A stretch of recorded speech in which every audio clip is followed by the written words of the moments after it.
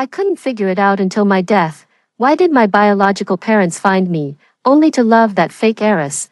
Why did even my fiancé end up holding her hand? I died in a moldy rented room in the slums, curled up all night from the pain of stomach cancer. Before I died, I naively fantasized that my death would at least make them regret, make them realize it was me they truly loved. But when I returned home as a wandering spirit, all I saw was the fake heiress smiling in her wedding dress. The parents were busy preparing for her wedding, and my ashes were scattered like trash into the garden's rose bushes. No one remembers me, no one mourns me. I died in this rented room of less than 10 square meters, in this corner of the slums reeking of mold and decay. Stomach cancer was like a blunt knife, slowly sawing away my last shred of vitality. Curled up on the bed with springs poking through the torn fabric, I felt life slipping through my fingers. Just like all the love and warmth that should have been mine over the past 23 years, the moment my soul left my body, I actually felt a hint of relief. Finally, I no longer have to endure the burning pain in my stomach, no longer need to work 3 jobs a day just to pay for medical bills and rent, no longer cry myself to sleep every night, wondering why my biological parents don't love me. I float in the air, looking down at the rotting corpse on the bed. That's me, Olivia Williams. Once the young lady of the Williams family, now discarded like trash in this dark corner, the body has already turned green, with horrifying death spots appearing on the skin. My hair is as dry and yellow as straw, my cheeks so sunken they barely look human. Who would have thought that this haggard woman was once the radiant true heiress of the Williams family? How ironic, I said to the air, knowing full well no one could hear me. Stella Williams must be wearing designer dresses right now, being fawned over like a star in the Williams family mansion. In a state of soul, the sense of time becomes blurred. I don't know how long it had been until the door was suddenly slammed open. Ugh, a uniformed police officer rushed in, then immediately retreated. Good Lord, this smell. She's been dead for at least 7 days. They covered their noses and cautiously approached my corpse. I hovered nearby, watching them search through my documents and call the Williams family. Hello, is this Mr. David Williams? This is the West City Police Department. Your daughter, Olivia Williams. Yes, that's her. We regret to inform you that she passed away in her rented apartment. Preliminary assessment suggests it was due to illness. Yes, she has been deceased for several days. I held my breath. If souls even need to breathe, waiting for the reaction on the other end of the line. Would they cry? Would they be shocked? Would they feel regret? Oh, I see, on the other end of the phone. My father's voice was as calm as if he had received a telemarketing call. Then please handle it. The ashes, just scatter them anywhere. The police officer frowned. Don't the family members need to come to claim the body? No need, we're very busy. The call ended. At that moment, I felt something deep within my soul shatter completely. Even in death, the pain of being utterly rejected remains so vividly clear. The police officer shook his head and said to his colleague, "Rich families can be so heartless. I heard this girl was the true heiress of the Williams family, but after being found, she wasn't accepted and ran away on her own. How tragic, to be discovered only after so long." I was placed in a body bag and sent to the mortuary. No relatives to bid farewell, no memorial service, just the cheapest cremation furnace. My body turned to ashes in the flames, as if I had never existed, as the staff prepared to place my ashes into a cheap plastic container. A phone call came in. "Mr. Williams, changed your mind. All right, we'll deliver the ashes to the location you specified." I followed the hearse carrying the ashes in astonishment, all the way back to the Williams family mansion. Could it be that they finally regretted it after all? Could it be that they still couldn't bear to part with me? The car stopped in the Williams family's back garden. The gardener took the urn and dug a small hole beneath the rose bushes.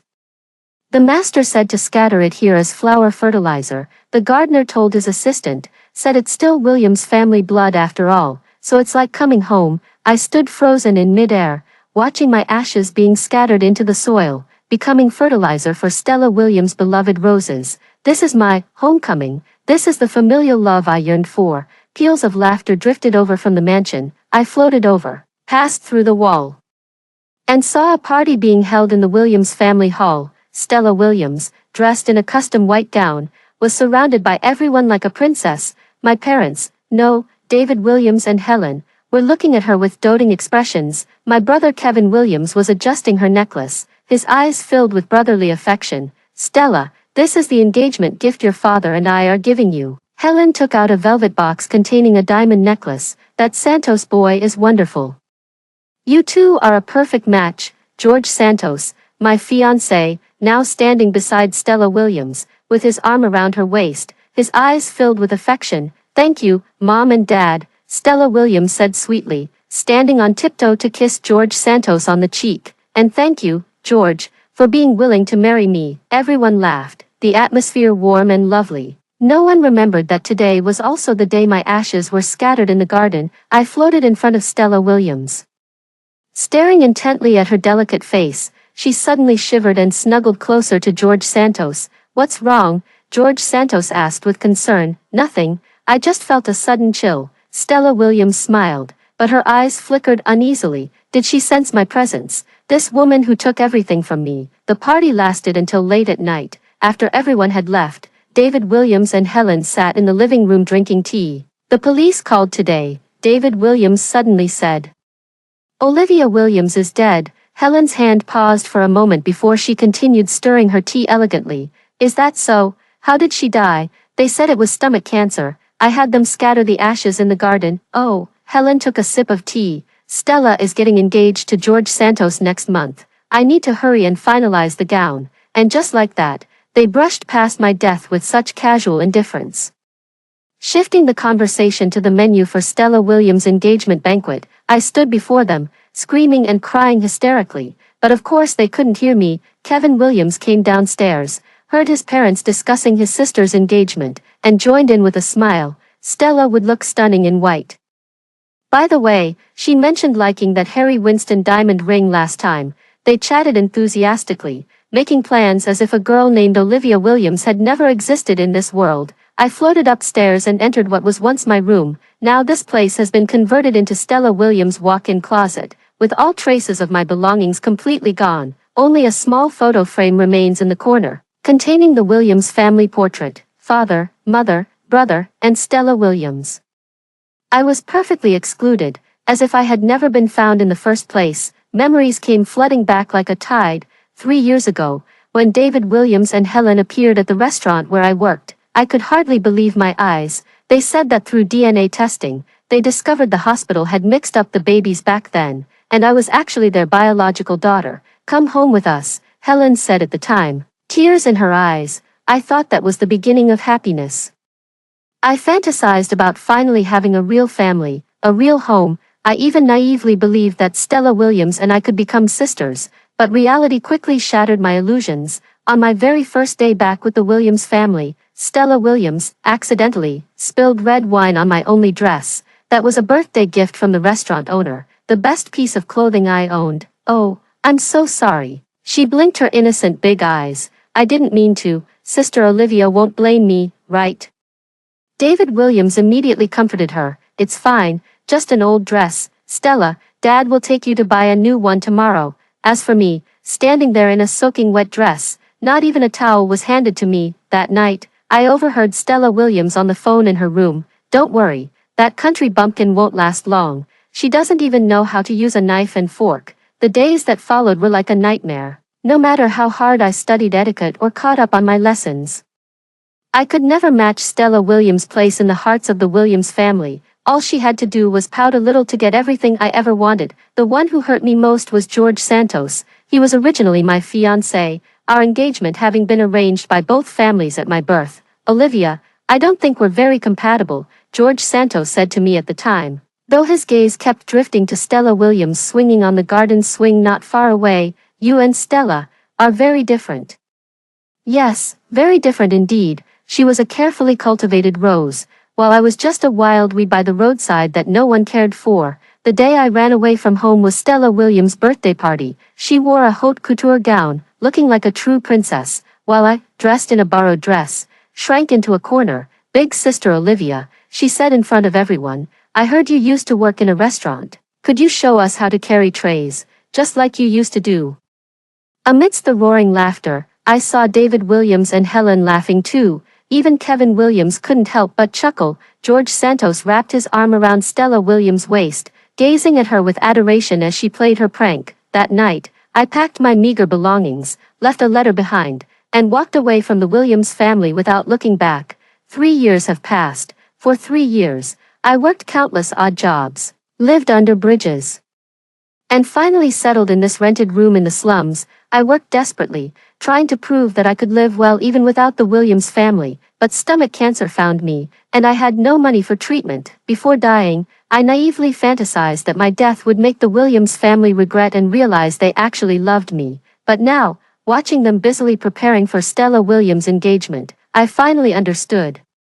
My life and death were nothing more than an insignificant interlude to them. In this state of a soul, tears do not exist, yet I still felt scalding liquid streaming down my face. I drifted into the garden, watching my ashes blend into the soil. Is this my end? I asked the night sky, but there was no reply. The mansion's light still shone brightly, with faint laughter drifting through. Stella Williams's life would continue to flourish, while I would forever remain the handful of ashes nourishing her beloved roses. How ironic. In the end, I still returned home, in the most humiliating way possible. My soul is trapped in the Williams family mansion, like an unnoticed wisp of a ghost, drifting through what should have been my home. The engagement party has ended, and the grand mansion is finally quiet. Moonlight streamed through the floor-to-ceiling window, casting a faint blue glow on the marble floor where my spirit lingered.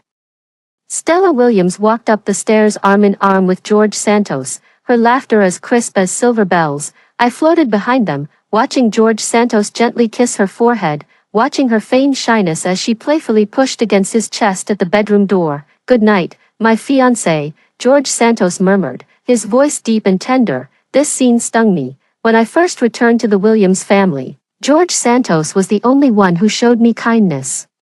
He patiently taught me how to use those complicated utensils and would secretly hand me a handkerchief after Stella Williams played tricks on me. "Don't mind Stella," he said at the time. "She's just a little spoiled." How foolish I was to think he truly cared for me, until that day, when I caught them kissing in the garden gazebo. Stella Williams saw me, but instead of letting go of George Santos, she defiantly deepened the kiss, and George Santos, his hands gripped her waist tightly, as if she were the most precious treasure in the world. I followed Stella Williams as she floated into her bedroom, the room that should have been mine. She hummed a tune while removing her makeup, admiring her delicate face in the mirror. Suddenly, her expression changed, a hint of gloom flashing in her eyes. "I know you're watching," she said to the empty air. I froze. Could she sense me? "Olivia Williams, if you've really become a ghost, then watch closely." The corners of her lips curled into a cold smile. "Watch how I take everything that was rightfully yours, George Santos, Mom and Dad's love, everything in the Williams family. It's all mine now." My soul trembled, rage burning like flames. She knew all along. She knew what she was doing, knew what she was taking away. Stella Williams walked to the dressing table and took out a small box from the depths of the drawer. Inside was a photo, a picture of me and George Santos together. It was our only photo together. My face in the photo was pierced full of holes by needles. "Do you really think he ever had any feelings for you?" she sneered at the photo. "He just pitied you. I made him get close to you and be nice to you. That way, it would hurt even more when you lost him." Her words slithered into my ears like a venomous snake. So it was all planned from the start, a trap from the very beginning. Stella Williams picked up the scissors and methodically cut the photo into pieces. "It's good that you're dead," she whispered. "Now no one will ever say the Williams family has a daughter who grew up in the slums. I'm the only young lady of the Williams family now." I lunged at her, trying to strangle her slender neck, but my hands passed right through her body. I forgot, I'm already dead, just a powerless spirit. Stella Williams suddenly shivered and touched her neck. How strange. She frowned and turned to walk toward the bathroom. I drifted out of the room, passed through the hallway, and arrived at David Williams and Helen's bedroom. They were already asleep, Helen's head resting on David Williams' shoulder, the picture of a loving couple. How ironic. They were cold and heartless toward me, their biological daughter, yet tender and considerate with each other. "David," Helen murmured in her sleep. "Stella's engagement party. We must invite the mayor, even in her dreams." She was thinking of Stella Williams. To them, my existence was as insignificant as a speck of dust. I turned to leave, but then I heard David Williams speak. "That, about Olivia Williams, should we tell David?" His voice was soft, but it was especially clear in the quiet of the night. Helen turned over. "What's there to say? She chose to run away from home. Now that she's dead, she brought it on herself, after all. She was our own flesh and blood. What does bloodline matter? Helen sneered. Stella is the child we raised. That Olivia Williams is vulgar and doesn't even know basic manners. Do you know what the neighbors say behind our backs? They say we brought home a wild girl. You're right, David Williams sighed. Thank goodness she's gone, or Stella would be heartbroken. I floated there, feeling as if my soul were being torn apart. These are my biological parents. I worked tirelessly to earn their approval, studying etiquette, catching up on schoolwork, and even enrolling in courses at an elite school. But no matter how hard I tried, in their eyes, I would always be that vulgar, uncouth wild child. As for Stella Williams, she didn't need to do anything to receive all their love. I drifted out of the master bedroom and into Kevin Williams's room. My brother once gave me a gentle smile when I first returned home, but that smile soon faded, replaced by impatience and indifference. Kevin Williams was still awake, sitting at his computer working. The glow of the screen illuminated his sharply defined features, a face somewhat similar to mine. As we both inherited David Williams' high-nose bridge and Helen's thin lips, his phone lit up with a message from Stella Williams. Big brother, can you accompany me to try on wedding dresses tomorrow? Kevin Williams immediately replied, of course, my little princess, that's what he always called Stella Williams. As for me, he either called me by my name directly or simply acted like I didn't exist. Next to the computer was a photo frame containing a picture of Kevin Williams and Stella Williams together. In the photo, Kevin Williams is carrying a young Stella Williams on his back, both of them smiling brightly. That was a memory I never took part in, and never will. I suddenly remembered that shortly after returning to the Williams family, I once mustered the courage to ask Kevin Williams if he could take me out too. I'm busy, he said without looking up, his eyes fixed on his phone screen. Just 1 hour, I whispered pleadingly. We could go for coffee, or, can you stop being so annoying? He frowned. Stella never clings to me like this. That night, I saw Stella Williams skipping into Kevin Williams' room, coquettishly begging him to watch a movie with her. Without hesitation, Kevin Williams put aside his work and accompanied her to the home theater. I stood in the shadow of the hallway, watching their intimate figures walk away, and for the first time, I realized, in this family, I would always be an outsider. Memories flooded in like a tide. Kevin Williams' favoritism towards Stella Williams was so blatant. On her birthday, he gifted her a sports car. On my birthday, he had his assistant casually buy me a designer bag to brush me off. Stella Williams caught a cold, and he drove overnight to buy her favorite porridge. I had a fever of 40 degrees. Yet he didn't even step into my room. Now that I'm dead, he doesn't even know, or maybe he knows but doesn't care. I floated over to Kevin Williams' desk and watched him open a folder containing the planning details for Stella Williams' engagement banquet. He meticulously checked every detail, making occasional notes, as serious as if he were handling some major business project. Stella's engagement banquet must be absolutely flawless, he murmured to himself. What about my funeral? What about my death? Not even worth a single thought. Rage and sorrow surged through my soul, and an icy wind suddenly swept through the room. Kevin Williams shivered and glanced up at the air conditioning vent. Strange, he muttered, continuing to work with his head down. I couldn't bear to watch any longer, so I drifted out of the room and passed through the wall into the night sky. In the garden, my ashes had already merged with the soil. Tomorrow, the gardener would plant new roses here. Stella Williams' favorite variety. What a perfect irony. My life ends here, becoming the nourishment for her happiness. The night breeze brushed past, and suddenly I felt a wave of exhaustion. Can souls grow weary too? I don't know, but I do know that I cannot leave this place, cannot free myself from this torment. I'm trapped in this place that was supposed to be home, watching the people who took everything from me continue their happy lives. The lights in the mansion gradually went out, leaving only Stella Williams' room still illuminated. I drifted over and saw her video chatting with George Santos. George, I'm so happy today. Her coquettish voice made me nauseous, but I keep feeling like Olivia Williams' ghost is watching me. George Santos laughed on the other side of the screen. Don't overthink it. She's dead and won't bother us anymore. But Stella Williams bit her lip. What if she really becomes a ghost? So what? George Santos's voice turned cold. She couldn't compete with you when she was alive.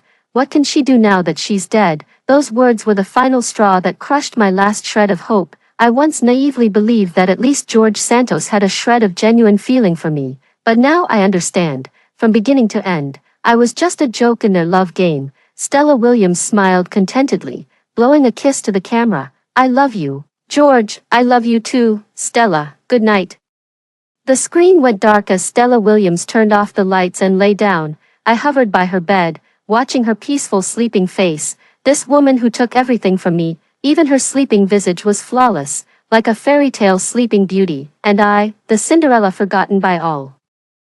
Without a prince, without magic, not even death could earn me a single glance of pity. The moonlight seeped through the gaps in the curtains, painting a silver line on the floor. My soul appeared even more transparent, more insignificant in this light. This is my end. No one mourns, no one remembers. Olivia Williams, 23 years old, died of stomach cancer and was buried in the soil beneath the rose bushes. The mansion fell completely silent, with only my soul still wandering, carrying unresolved resentment and unwillingness. Tomorrow, the sun will rise as usual, and the Williams family will continue their glamorous lives, and I will forever remain a stain this family refuses to mention, a failed, discarded true heiress. Souls cannot shed tears, but if they could, I would be weeping a river right now. Sunlight streamed through the curtains into Stella Williams' bedroom, gilding her delicate features with gold. I hovered in the corner, watching her stretch and roll around on the bed like a contented cat. Good morning, Miss Stella. The maid gently knocked and entered with a steaming cup of floral tea. As you requested, with a spoonful of honey. Stella Williams lazily sat up, took a sip from the teacup, and asked, how are the preparations for today's engagement party going? The madam has been up since early morning overseeing everything. All arrangements have been made according to your instructions. The maid replied respectfully, though her eyes briefly flickered toward the medicine bottle on the nightstand. Following her gaze, I noticed a small white medicine bottle with its label torn off. Stella Williams caught the maid's glance and immediately swept the bottle into the drawer. Get out. Her voice suddenly turned cold. The maid hurriedly left the room. Stella Williams waited until the door closed before taking out the medicine bottle from the drawer again. Pouring out a white pill and swallowing it, her expression was somewhat tense, her fingers trembling slightly. What kind of medicine is that? I drifted closer, trying to make out any markings on the bottle. Stella Williams suddenly looked up, her gaze fixed directly on the spot where I was. What are you looking at? She sneered. The dead should just obediently go to hell. My soul trembled slightly. Could she really sense me? Or was it just a coincidence? Stella Williams got up and washed up. While I floated out of the room, following the maid downstairs, the mansion was already bustling, with servants coming and going, making final preparations for tonight's engagement banquet. The grand hall was lavishly decorated with flowers, crystal chandeliers, silk ribbons. Every detail showcased the Williams family's wealth and the importance they placed on this engagement celebration. Place the champagne tower here. Helen directed the servants. David, you check the menu.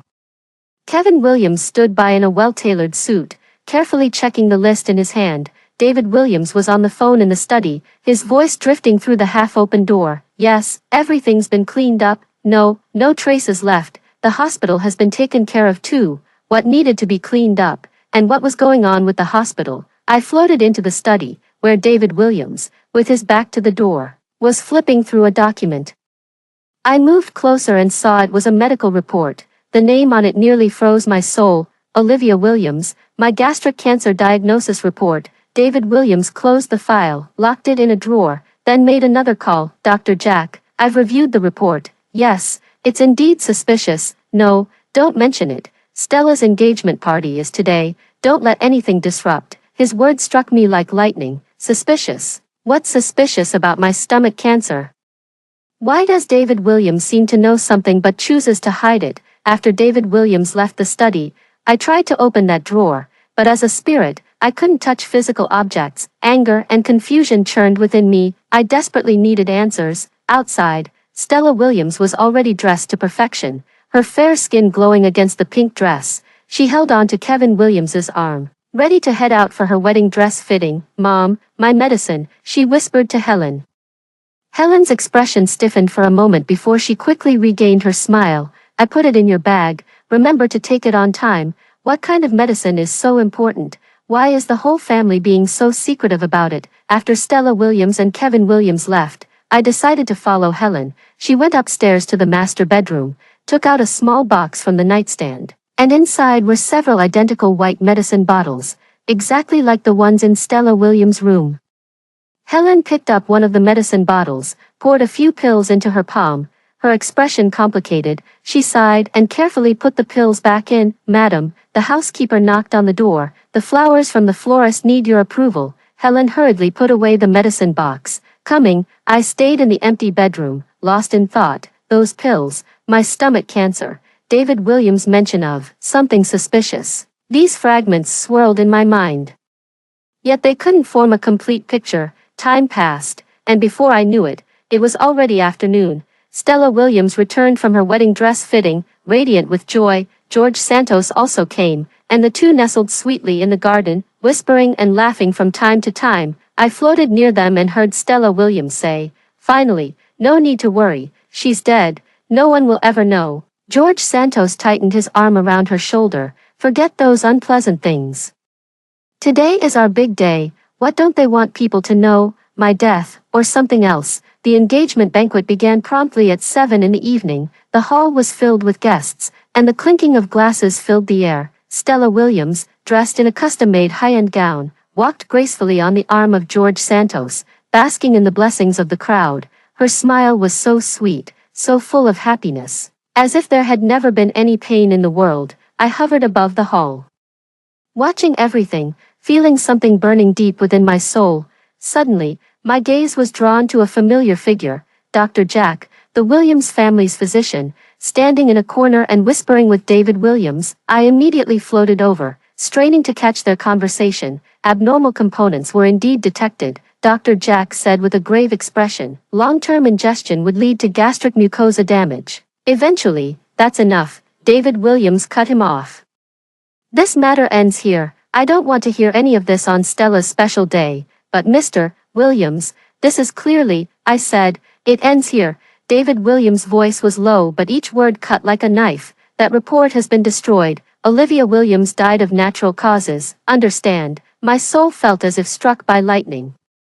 Abnormal components, long-term ingestion, was my stomach cancer man-made? The fragments of memory suddenly pieced together. After returning to the Williams family, Helen would personally bring me a cup of warm milk every night before bed, claiming it helped with sleep. That cup of milk always had a slightly bitter taste, but I imagined it was part of maternal love and never suspected. And Stella Williams and Helen's mysterious white pills, could they be the antidote?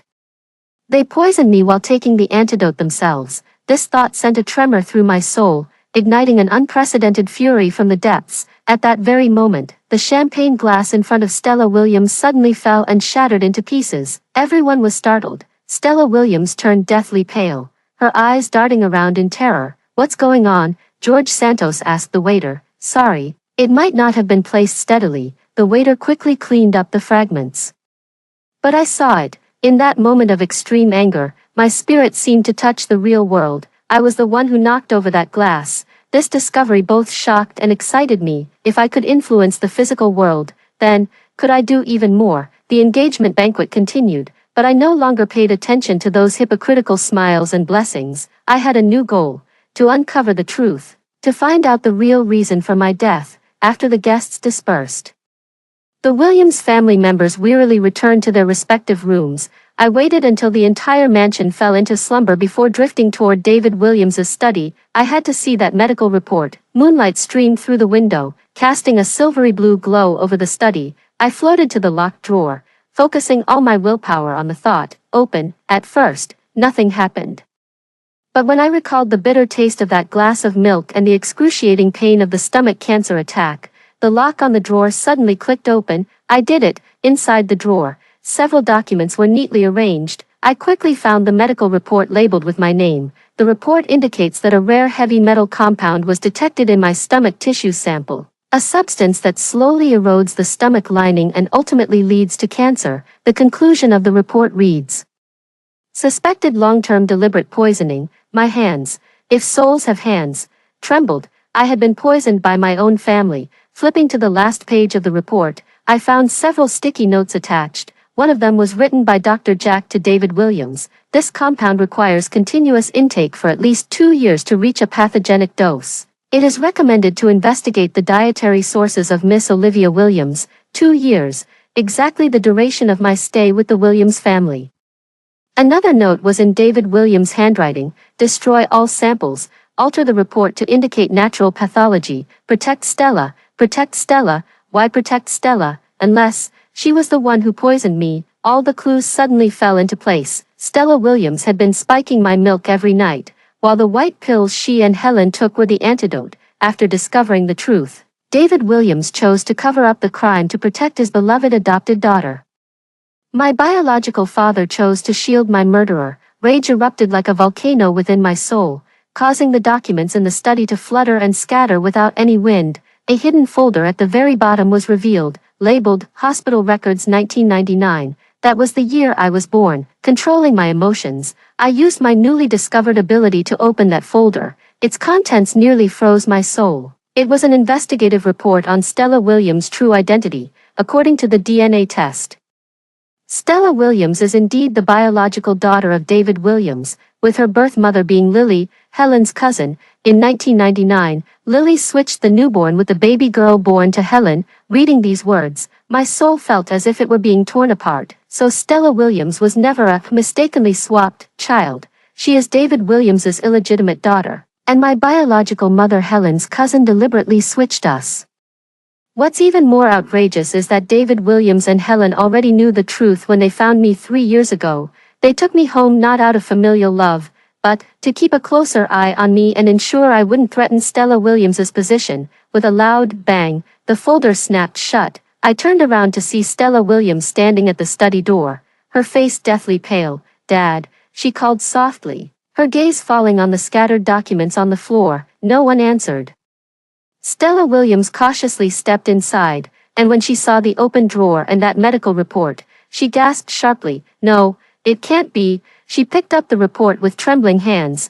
It was supposed to have been destroyed. Then she spotted the folder that exposed her true identity and let out a scream. Helen and David Williams rushed over at the sound, and upon seeing the scene in the study, David Williams immediately closed the door. "Stella, calm down," he grabbed his daughter's shoulders. "She knew. That bitch won't rest even in death." Stella Williams sobbed hysterically. "Now everyone will know that No one will know," Helen said firmly, embracing the trembling Stella Williams. "Those files were just backups. The originals have been destroyed. Olivia Williams is dead, her ashes scattered in the garden. No one will suspect a thing. But I feel her here." Stella Williams looked around in terror. "Ever since she died, I've felt her watching me."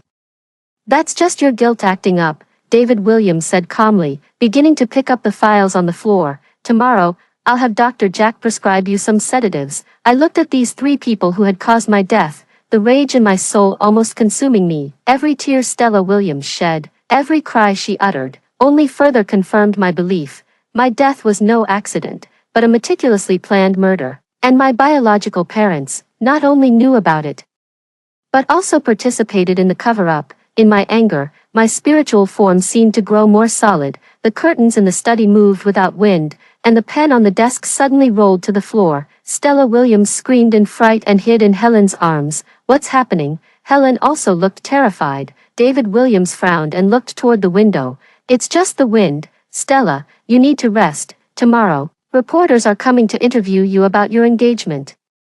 You need to be in your best condition." They left the study, taking those deadly documents with them, but I had already seen the truth, memorized every word. I drifted to the window, gazing at the rose bushes in the garden where my ashes had been scattered. The flowers under the moonlight are as red as blood. Stella Williams took everything from me: family, identity, love, even life. And now, she wants to dance on my ashes and revel in happiness within the shadow of my death.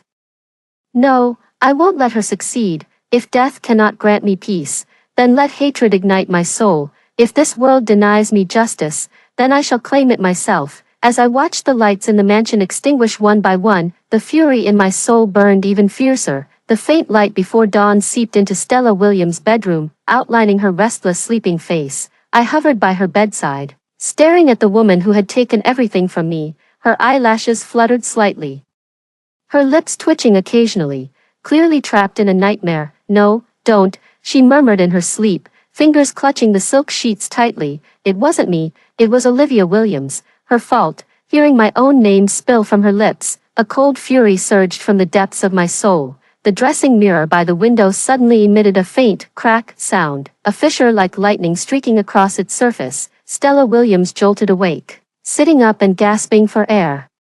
Her gaze was instantly drawn to the cracked mirror, her pupils dilating with fear. Again, she murmured, trembling as she got out of bed, bare feet sinking into the soft carpet as she cautiously approached the vanity. A sharp scream escaped her lips when she saw her distorted reflection in the mirror. Footsteps immediately sounded outside the door, and Helen hurriedly pushed it open. "Stella, what's wrong?" "The mirror. It cracked by itself." Stella Williams threw herself into her mother's arms.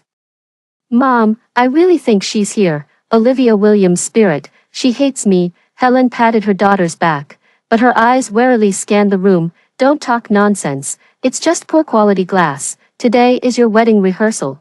Don't dwell on such unlucky things." "But ever since she died, strange things keep happening." Stella Williams sobbed. "My things move inexplicably, the room suddenly turns cold, and now the mirror cracks on its own." "Mom, she hates me." I floated in front of Stella Williams, so close I could almost count her eyelashes. Fearful sweat trickled down her temples, her breath coming in quick, uneven gasps. Watching her panic, a twisted sense of satisfaction welled up inside me. "Yes, I hate you," I said silently. "I hate you for taking away my family, my lover, my life, and now, I will make you pay." Helen comforted her daughter and called the maid to clean up the broken mirror. Stella Williams was taken to the bathroom to freshen up. While I stayed in the room, contemplating my next move, ever since discovering I could slightly influence the physical world, I've been practicing this ability. At first, I could only make paper tremble slightly, but now I can shatter mirrors. This power seems tied to the intensity of my emotions. The more anger and pain I feel, the stronger it becomes. Wedding rehearsal. This is a perfect opportunity. I'll make Stella Williams humiliate herself in front of everyone. Creating the first crack in her flawless image, the mansion gradually awakened as servants busily prepared for the wedding rehearsal arrangements. I drifted into the hall, watching them assemble floral arches and arrange chairs. Kevin Williams was discussing the wedding schedule with the planner, while George Santos stood nearby, glancing at his watch from time to time. "Why hasn't Stella come down yet?" George Santos asked. "The rehearsal starts at 9, girls need time to get ready," Kevin Williams said with a smile, patting his future brother-in-law on the shoulder. "Don't rush. Your bride is worth the wait." My stomach, if souls even have stomachs, twisted in pain. Originally, the person George Santos was waiting for should have been me, but now, he's waiting for my murderer, the woman who took everything from me. Rage surged again, and a bouquet of flowers at the center of the hall suddenly withered, petals falling one after another. The servants gasped in surprise, whispering among themselves as they hurried to replace the flowers. Stella Williams finally came downstairs, wearing a white wedding-style dress, stunningly beautiful. George Santos stepped forward and placed a kiss on the back of her hand. I forced myself to approach them, listening to their sweet nothings. "Didn't sleep well last night." George Santos noticed the dark circles under Stella Williams' eyes. "I had a nightmare." Stella Williams forced a smile. "I dreamed of Olivia Williams." George Santos's expression froze for a moment. "Don't mention her. Today is our big day." "But she's dead, George," Stella Williams whispered, "and I think her spirit is in this house." "Stop imagining things." George Santos wrapped his arm around her waist. "Even if she did become a ghost, what could she do? The dead can't harm the living." "Oh, George Santos, you are so very wrong," I sneered. "The dead can do many things, especially when that dead is filled with hatred." The rehearsal officially began as the guest representatives took their seats one after another. I floated behind Stella Williams, watching her nervously adjust her veil. The priest began reciting the vows as Stella Williams and George Santos stood hand in hand beneath the floral arch, looking like a prince and princess from a fairy tale. When the priest asked, "Do you take this man to be your husband?" I focused all my willpower, causing the crystal chandelier hanging from the floral arch to shake violently. "I do." Stella Williams had just begun to speak when she heard an ominous creaking sound above her head. She looked up, her face instantly turning pale. The crystal chandelier swayed more and more violently, eliciting gasps from the guests. Kevin Williams was the first to react, rushing forward to pull Stella Williams away. In the very next second, the chandelier crashed down, landing precisely where Stella Williams had been standing just moments before. Crystal shards flew everywhere, throwing the scene into chaos. Stella Williams collapsed into Kevin Williams' arms, trembling all over. This can't be, she stammered incoherently. No one touched it. It fell on its own, floating in midair. I watched the scene unfold with satisfaction. This is just the beginning, dear sister, just the beginning. David Williams quickly took control of the situation. Announcing a pause in the rehearsal and asking everyone to take a break, medical staff were called to check Stella Williams' condition, with Dr. Jack among them. I noticed Dr. Jack's unusually serious expression while examining Stella Williams. After everyone else left, he stayed behind to speak with David Williams alone. Mr. Williams, Miss Stella's condition isn't good, Dr. Jack said quietly. Irregular heartbeat, elevated blood pressure, clear signs of anxiety. She needs rest and psychological support. Prescribe her some sedatives, David Williams said impatiently. The wedding must proceed as scheduled. Mr. Williams, Dr. Jack hesitated. I believe these accidents may be related to Miss Olivia Williams' death. Miss Stella seems deeply disturbed. David Williams' eyes turned sharp. Dr. Jack, I pay you to treat illnesses, not to spout absurd supernatural theories. Do your job. Dr. Jack lowered his head, but I caught a flicker of anger in his eyes. After David Williams left, Dr. Jack stood alone in the hallway, pulling out a photo from his pocket. It was my graduation photo. Miss Olivia Williams, he whispered, if you're really here, please give me a sign. I stared at him in shock. Dr. Jack, he believed my soul was present. He wanted to help me. I focused my energy, making a door at the end of the hallway slowly open and close. Dr. Jack's eyes widened, and he quickly walked toward that door, only to find no one behind it upon checking. I understand, he murmured. I'll find a way to help you. He hurried away, while I remained in place, a glimmer of hope igniting in my heart. Perhaps I'm not entirely alone after all. In the afternoon, Stella Williams fell asleep under the influence of sedatives. I drifted through the mansion, contemplating my next move. After the morning's events, my abilities seemed to have grown stronger. Now I could move heavier objects, and my range of influence had expanded. I went to David Williams's study, wanting to take another look at those documents that revealed the truth. But the drawer now had a more complex lock. Clearly, he had become more cautious. Just as I was attempting to use psychic energy to open the new lock, an excruciating pain suddenly pierced through my soul.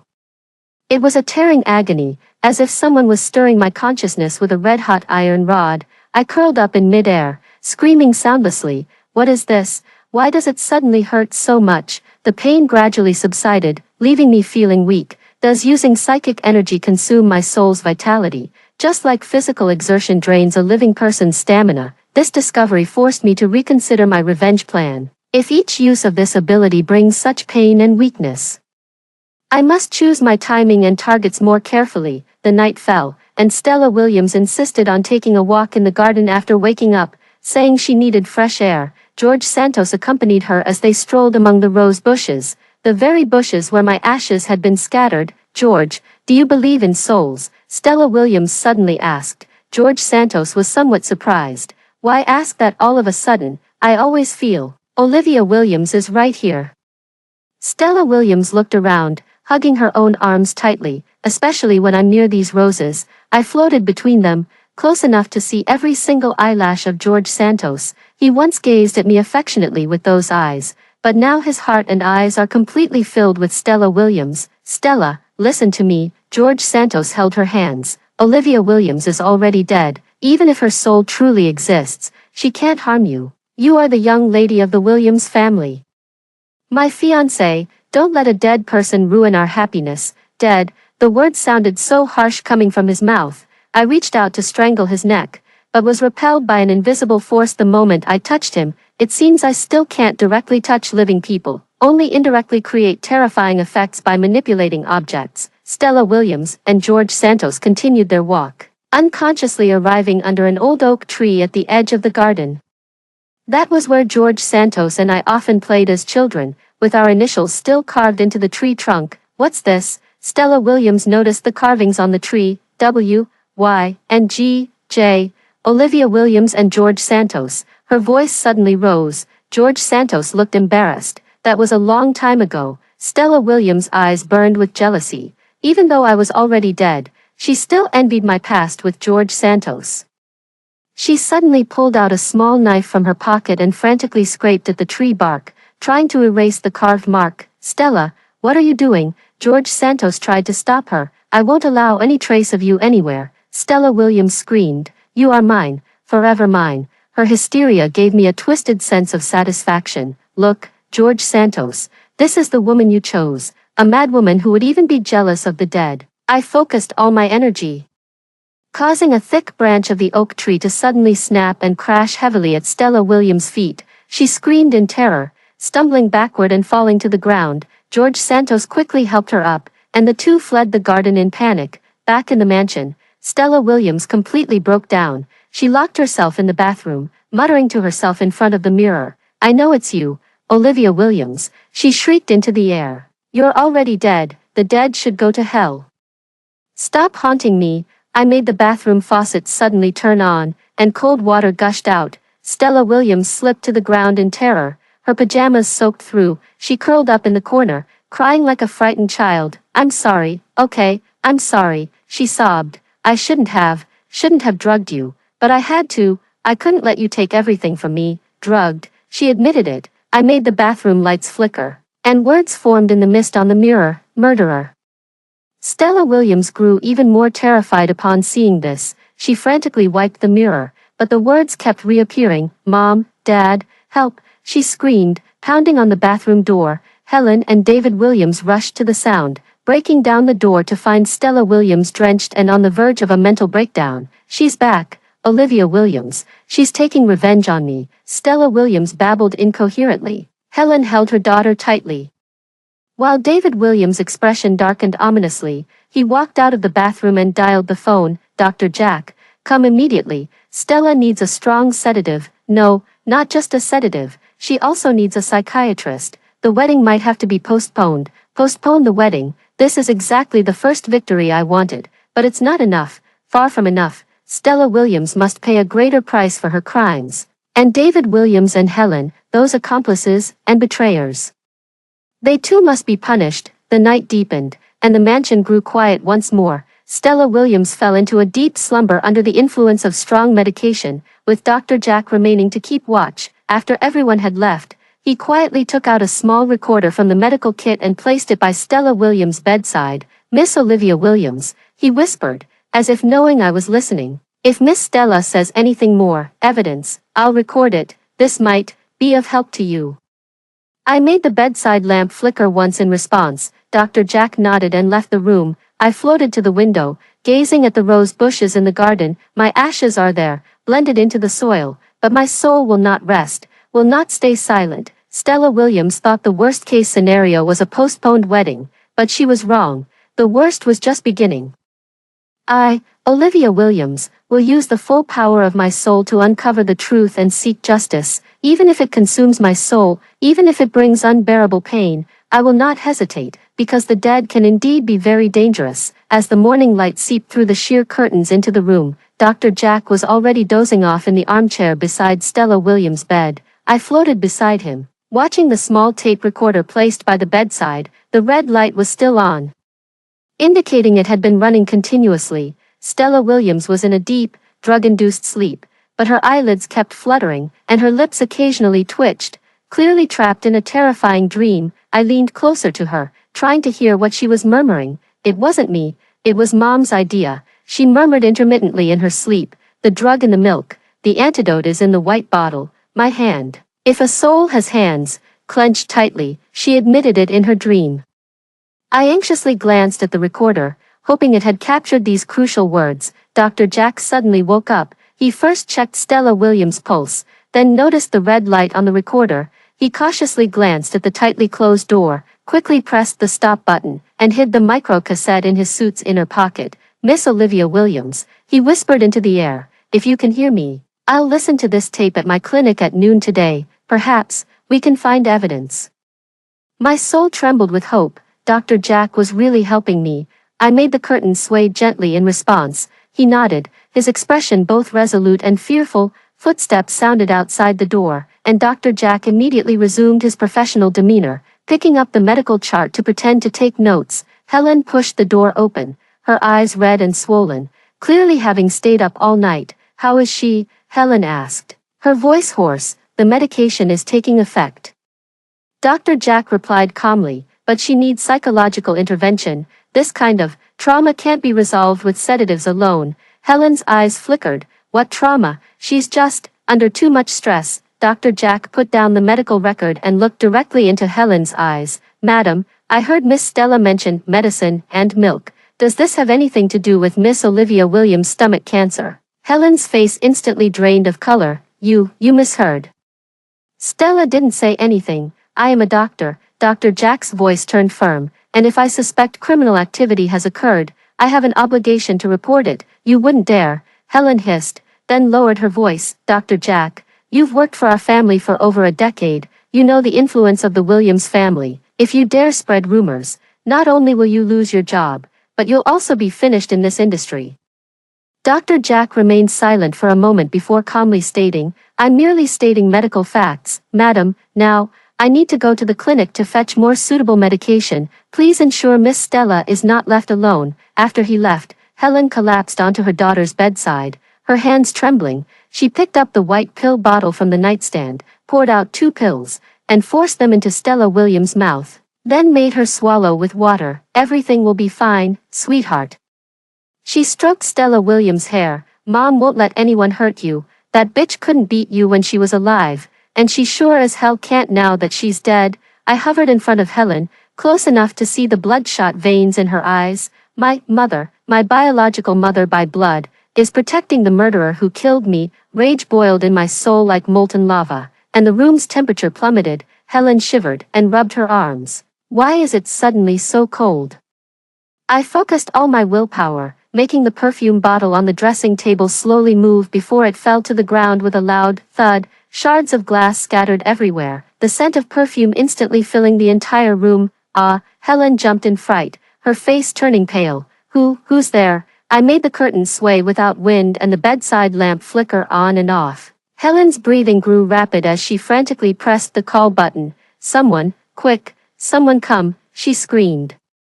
The maid and the butler rushed into the room. Helen pointed frantically into the air, her words incoherent. There's something here. Olivia Williams, it's Olivia Williams' ghost. The butler wore a puzzled expression. Madam, you're exhausted. Shall I fetch you some sedatives as well? This isn't a hallucination. Helen shrieked hysterically. Can't you see? The perfume bottle fell by itself. The curtains are moving. The servants exchanged worried glances. Clearly thinking the mistress had gone mad just like her daughter, the butler signaled the maid to fetch more sedatives while he himself soothed Helen. Of course, madam, we'll handle this matter. Perhaps you should go rest for a while. Helen was half coaxed, half tricked into leaving the room, leaving the maid to watch over Stella Williams, who remained in a drug-induced slumber. I hovered in the corner of the ceiling, contemplating my next move. Dr. Jack will listen to that tape at noon. Perhaps he can find evidence proving I was poisoned, but now, I need to practice controlling my psychic abilities. The small demonstration this morning proved my powers are growing, but to truly get revenge, I still need more strength. I float towards the rarely visited attic of the mansion, filled with old items and dust. In a corner, I found a box of children's toys, Stella Williams' childhood dolls, building blocks, and picture books. I tried to focus, making a rag doll float. At first, the doll only swayed slightly. I recalled how Stella Williams had mocked me, the pain of George Santos' betrayal, the agony of my stomach cancer flare-up. Anger fueled my psychic energy like gasoline. The rag doll slowly rose, hovering in midair. I continue practicing, making more toys move, rotate, and collide. With each success, my control over psychic energy becomes more precise. But after each use of this ability, that tearing pain intensifies, and my spirit body grows slightly more transparent. As if energy is being consumed, a price. Using psychic energy comes at a cost. But if it means making Stella Williams and the Williams family pay, I'm willing to bear it. At noon, I drifted to Dr. Jack's clinic. It was located on the 3rd floor of an old building in the east of the city. Simple but tidy. Dr. Jack locked the door, pulled down the blinds, and then took out the miniature tape from his inner pocket. Placing it into the recorder, the tape began to spin. At first producing only faint static, then, Stella Williams' sleep-talking came through clearly. The medicine is in the milk. Every day, Mom said it must be this way. The antidote is in the white pill bottle. Olivia Williams will take everything. She must disappear. Dr. Jack's hands were trembling. He rewound and listened several times, then took a medical journal from the shelf and quickly flipped through it. Thallium compounds, he murmured. Chronic poisoning symptoms resemble gastric cancer. The antidote is Prussian blue. He abruptly closed the journal, his face pale. They really poisoned her, systematically, meticulously. I made the pen on the desk roll, writing on the paper. Help me. Dr. Jack gasped but quickly composed himself. Miss Olivia Williams, I'll help you, but I need more evidence. This tape alone isn't enough for conviction. They could claim Stella was just having nightmares. I pondered for a moment, then made the pen move again. Study, documents, evidence in David Williams's study, Dr. Jack asked. The pen wrote, yes, locked. Dr. Jack thought for a while. I need to see those documents with my own eyes. But the Williams family is heavily guarded now. Suddenly, his eyes lit up. Miss Stella needs a psychiatrist. I can recommend a colleague. I understand his plan. A psychiatrist can legitimately enter the Williams family and even request to inspect the home environment to assess the patient's sources of stress. The pen wrote, danger, be careful. Dr. Jack smiled bitterly. I've been a doctor for 20 years and saved countless lives. But if even this kind of crime can be covered up, then what have these 20 years been for?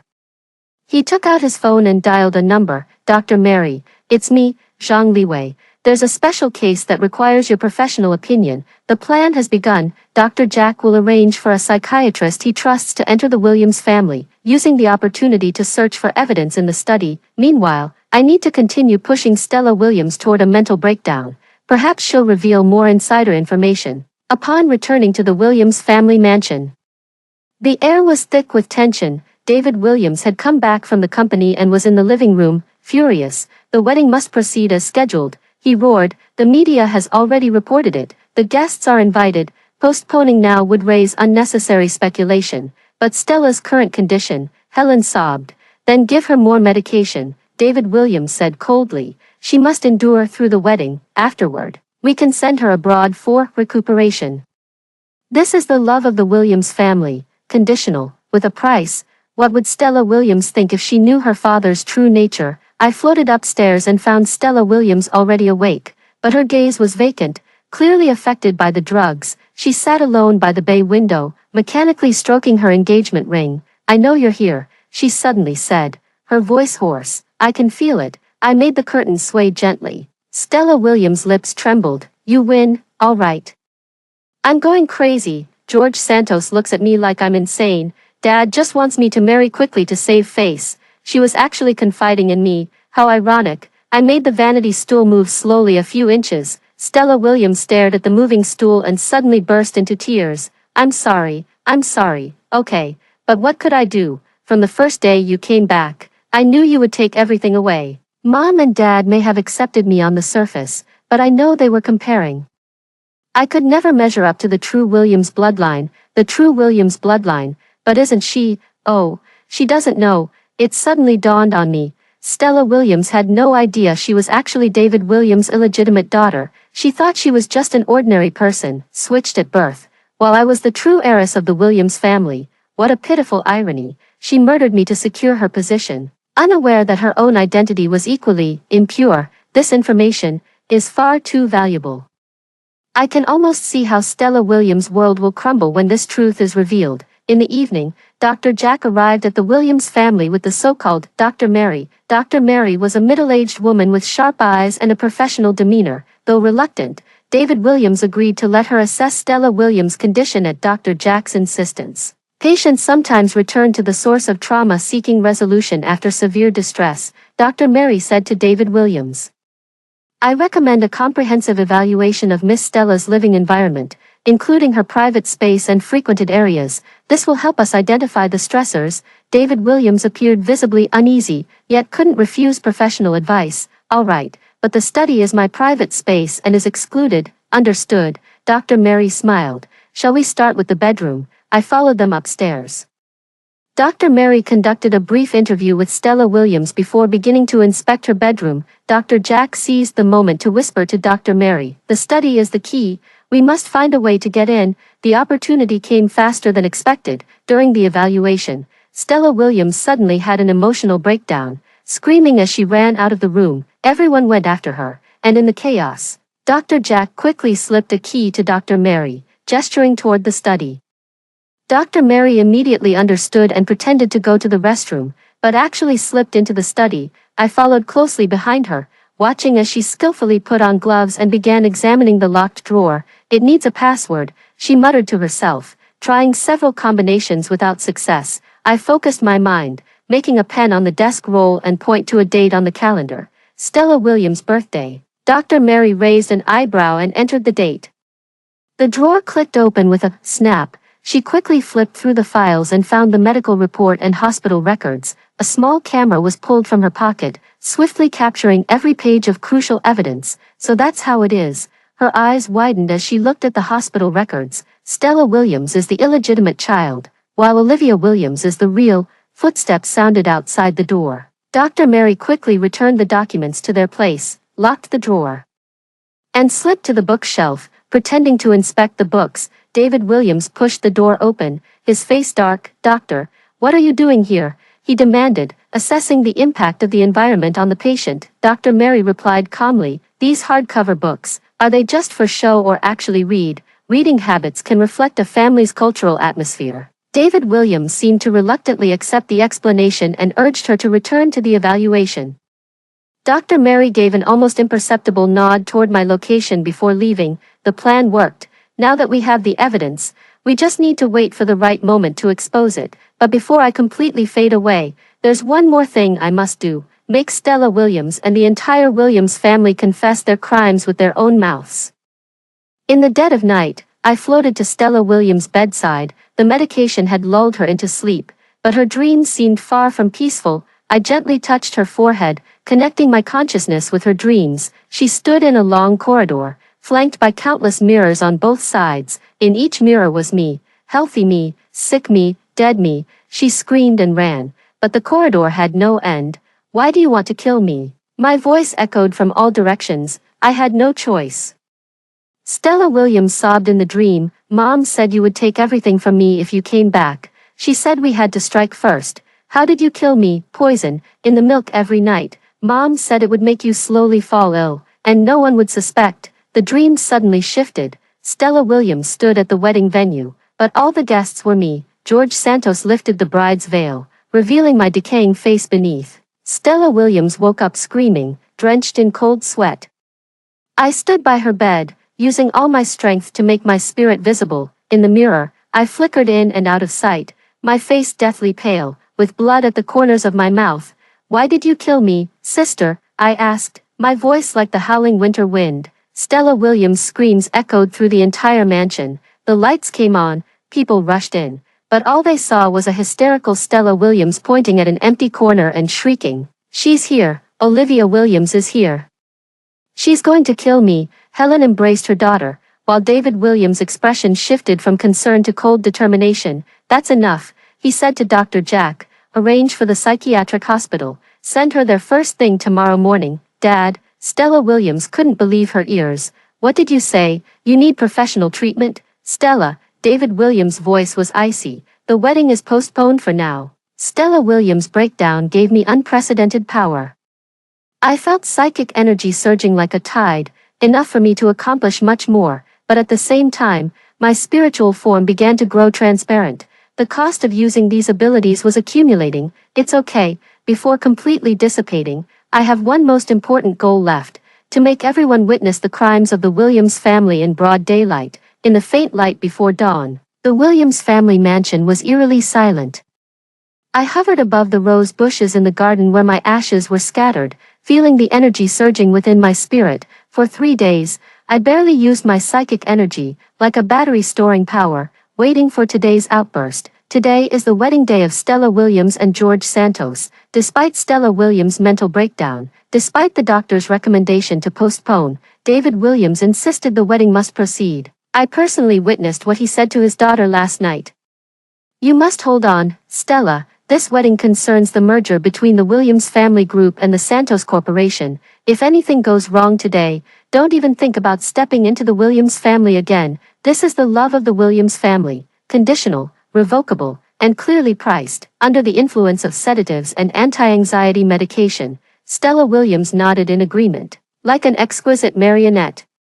The mansion gradually came to life as the wedding planning team arrived early to decorate the garden. I floated into Stella Williams' room, where she had already begun preparing with the help of maids and makeup artists, her face as pale as paper, with heavy dark circles under her eyes. "Miss, please lift your head," the makeup artist said softly, trying to conceal those marks with concealer. Stella Williams obeyed mechanically, her eyes empty, when the makeup artist turned to grab a brush. She suddenly spoke to the air. "Are you satisfied now?" I knew she was talking to me.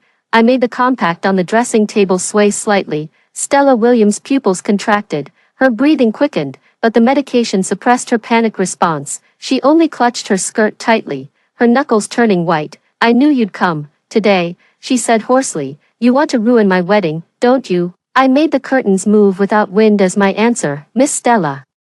The makeup artist turned around in confusion. "Who are you talking to?" "Nothing." Stella Williams forced a twisted smile. "I was just reciting my vows." Lies. She had been best at lying since childhood, but today, the lies would be torn apart by the truth. Time passed, and guests arrived one after another. The Williams family garden was decorated as if in a dream, with white flowers, crystal ornaments, silk drapes, everywhere exuding luxury and taste. The guests, dressed in their finest, held champagne glasses and chatted cheerfully, completely unaware of the drama about to unfold. I drifted to the small cottage behind the wedding venue, where Dr. Jack and Dr. Mary were making their final preparations. A projector was already aimed at the main ceremony area, connected to a laptop. "All the evidence is ready," Dr. Jack whispered. "Medical reports, recordings, hospital records. Once played, everyone will know the truth." Dr. Mary nodded. "I've also contacted the police. As soon as the evidence is revealed, they will arrest Stella Williams and Helen on suspicion of murder." I made the papers on the table float up and then fall, expressing my gratitude to them. Dr. Jack smiled at the air. "No need to thank us, Miss Olivia Williams. This is the justice you deserve." At noon, the wedding officially began. Stella Williams walked slowly down the petal-strewn aisle, arm in arm with David Williams. She was stunningly beautiful, her white wedding dress nearly translucent in the sunlight, her delicate makeup masking all traces of exhaustion. But I knew that beneath that thin layer of foundation, her skin was slick with cold sweat from fear. George Santos stood under the floral arch, waiting, impeccably dressed in a suit, as handsome as ever. He watched the approaching bride, a proper smile on his lips, but his eyes held no warmth. It reminded me of our childhood, when he would smile at me the same way, polite yet distant. The priest began reciting the vows, and the guests quieted down. I floated to the projector, waiting for the perfect moment. "If anyone objects to the union of this couple, speak now or forever hold your peace," the priest asked as usual. "Now is the time." I focused all my psychic energy and activated the projector. A beam of intense light shot toward the white ceremonial canopy, clearly displaying that medical report. "Abnormal heavy metal components detected. Suspected long-term deliberate poisoning." "What's going on?" David Williams shouted sternly. "Turn it off." The staff frantically searched for the switch, but the projector was out of control. The screen switched to hospital records, which clearly stated Stella Williams' true identity, David Williams' illegitimate daughter, while I was the real heiress who had been deliberately swapped. A gasp erupted among the guests. Stella Williams turned deathly pale and staggered. "This isn't real," she screamed. "It's fabricated, Dad. Tell them." But David Williams stood frozen, his face ashen. He knew these documents were genuine, knew there was no denying them. Then, the recording began to play. Stella Williams' drug-induced, delirious voice echoed clearly through the garden. "The medicine in the milk, every day. Mom said it had to be this way. The antidote's in the white pill bottle. Olivia Williams will take everything. She must disappear." Helen let out an inhuman scream and lunged at the audio equipment, but the recording continued, with Stella Williams personally admitting to the poisoning and murder. The scene descended into complete chaos. Guests stood up, some horrified, others excited, pulling out their phones to capture the shocking moment. The journalists, as if they had struck gold, kept flashing their cameras non-stop. this is a setup. David Williams tried to regain control, but his voice was drowned out in the uproar. I focused my psychic energy once more, this time briefly manifesting myself visibly before all the guests, dressed in white, with a pale face and blood at the corner of my mouth. I appeared beneath the flower trellis, standing right between Stella Williams and George Santos. Stella Williams's scream pierced the sky. Ghost, a ghost, she staggered backward, her high heel catching on her wedding dress, and fell heavily to the ground. Her carefully styled bun came undone, her makeup smeared by tears, making her look like a terrifying clown. George Santos was the first to react. He took several steps back, quickly removed the engagement ring from his finger, and threw it to the ground. This engagement is off, he declared loudly, his voice trembling with shock. I won't marry a murderer. These words were the final straw that shattered Stella Williams' remaining sanity. She scrambled to her feet and lunged at George Santos in a hysterical frenzy. You can't, you're mine, you'll always be mine, she screamed, her nails clawing at George Santos' face. George Santos dodged, causing Stella Williams to lose her balance and knock over the champagne tower. Crystal glasses shattered on the floor as she knelt amidst the broken glass, her wedding dress soaked in champagne, laughing and crying like a madwoman. It's all Olivia Williams's fault, she screamed into the air.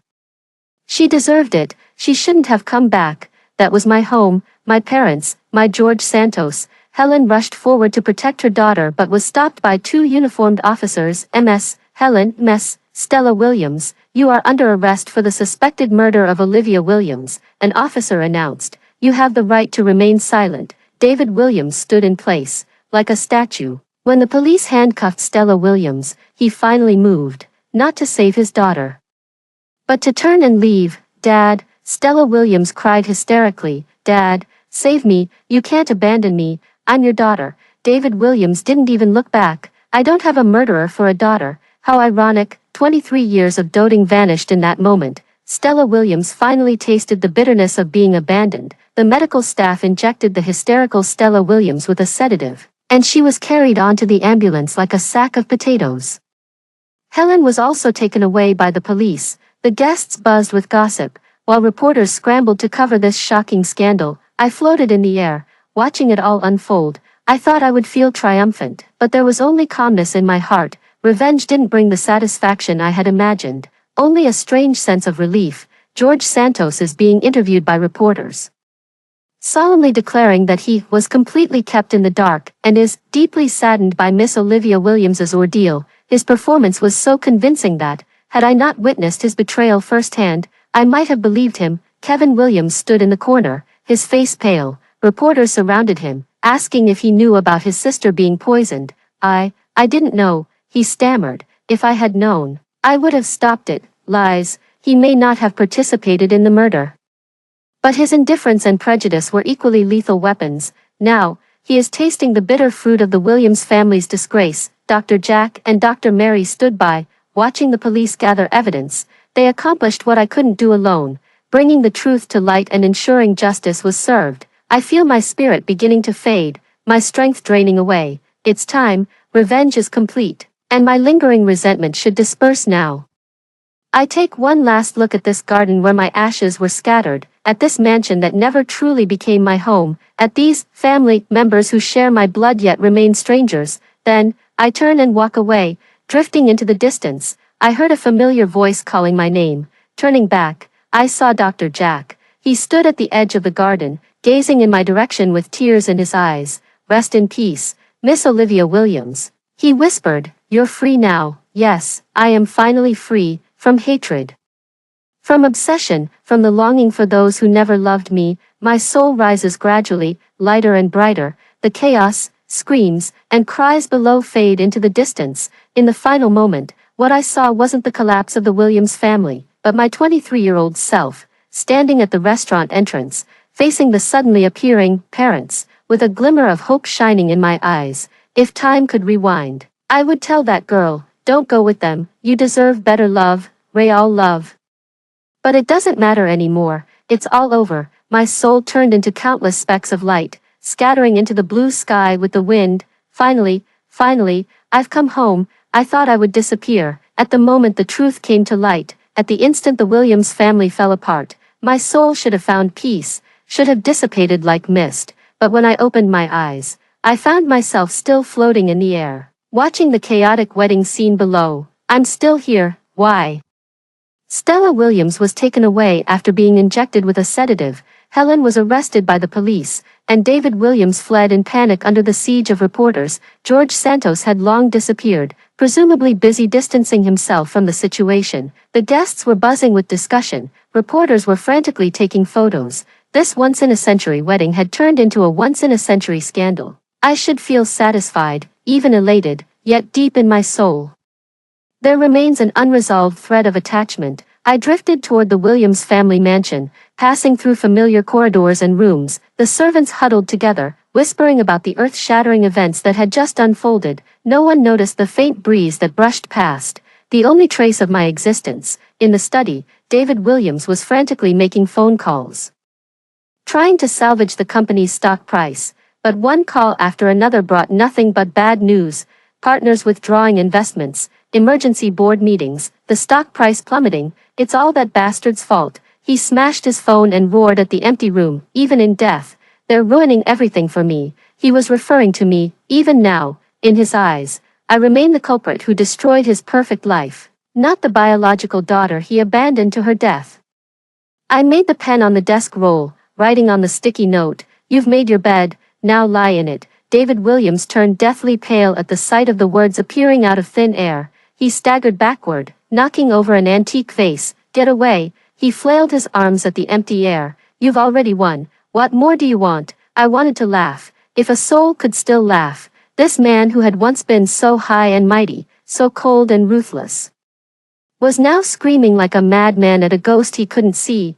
I left the study, leaving him alone to face the impending collapse. The Williams family group will go bankrupt within 3 days, and David Williams will be imprisoned for financial fraud and commercial crimes. This is the ending he deserves. I drifted into Stella Williams' room. Several maids were packing her belongings, their faces alight with gossipy excitement. I heard the young miss was sent to a mental hospital. Serves her right.